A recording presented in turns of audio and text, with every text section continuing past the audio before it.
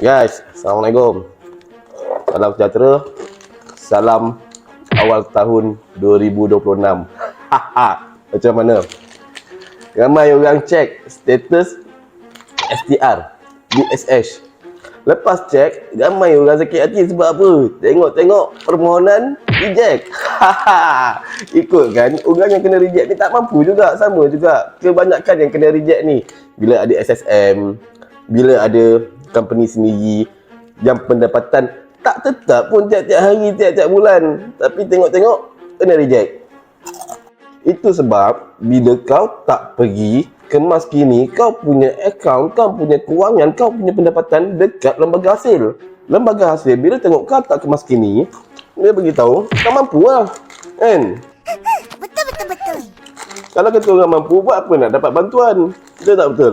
Lagi satu, kalau boleh jangan bergantung hidup sangat dekat bantuan saja. Bantuan ni, kalau kata kita bergantung hidup dan nak sangat bantuan ni, bila tak dapat, kecewa mat, ras nongging. Cukup-cukup dah tu. Sultan Banker punya macam bos, ayam macam pro hidup, macam Sultan, makan dulu.